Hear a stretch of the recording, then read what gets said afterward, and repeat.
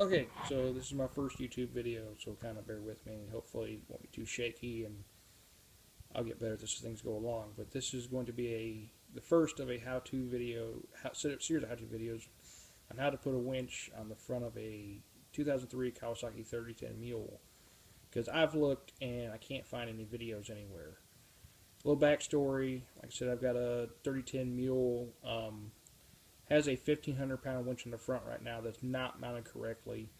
There's some kind of homemade Mickey Mouse bracket where it's outside the bumper, and the Mule has a place for a winch built into the frame.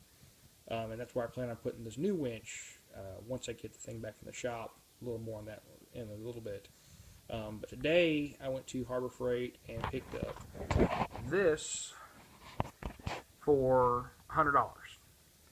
Caught on sale was $120. Had a 20% off coupon. By the time taxes and everything was done, I walked out of there for just a little bit over $100. I think it's a pretty good deal. I've read a lot of reviews online about it. I was actually first found out about it from another YouTube user named Fearless Front.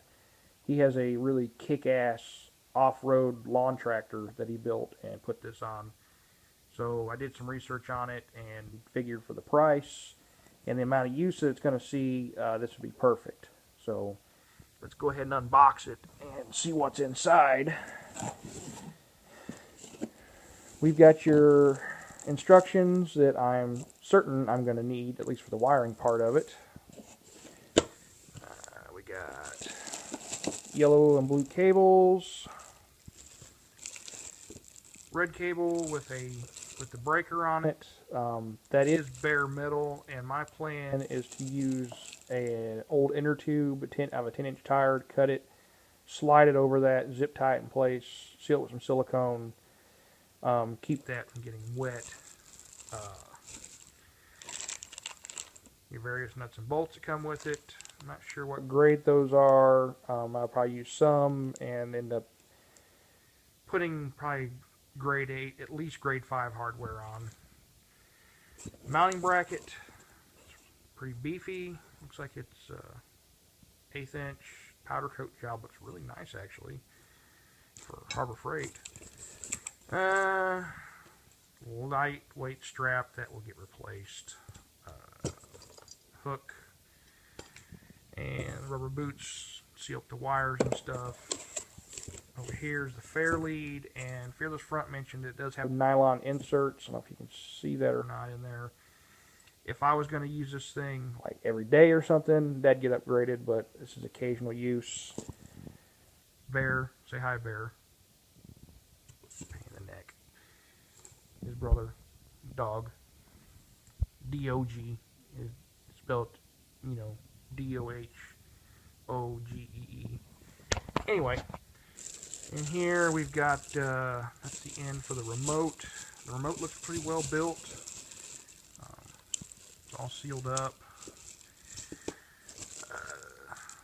Negative cable. And I have to mention the cables, all the power cables are, feels like a silicone wire covering. This would be the hookup for the remote mounted in the dash. And handlebar control. Yeah, I already took it out because I, got some plastic off of it so I could play with it a little bit. But yeah, the handlebar control looks pretty good. I have to figure out a way to mount that since the Mule doesn't have a handlebar.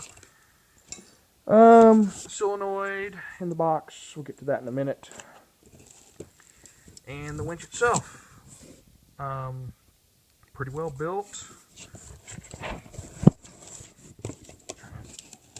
Not shake the camera too much. I do this one-handed. The thing I really liked about it is it's got a engaged and disengaged control on the side of it. I mean, it's pretty nice to put it in free spool or lock it in to use it to roll it up. The one I have right now just has like a handle you pull out.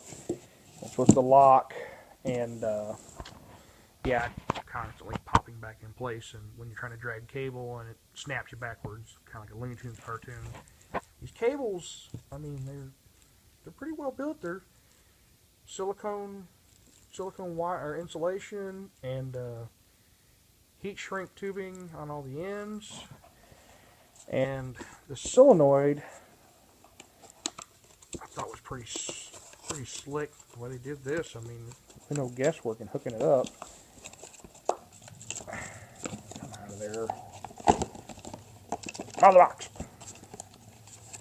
Get out of your hole.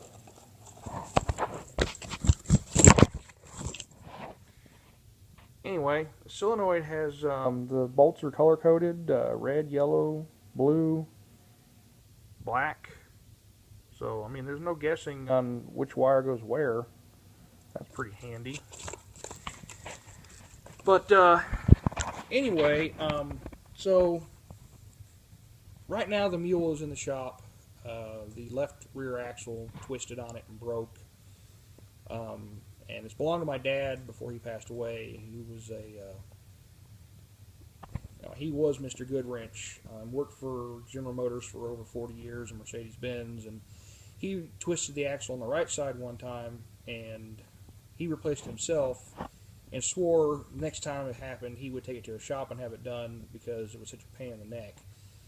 I have the tools and the know-how, but I don't really have the facility or the time. So I took it to NWA Motorsports in Tiny Town, Arkansas. Those guys are really great.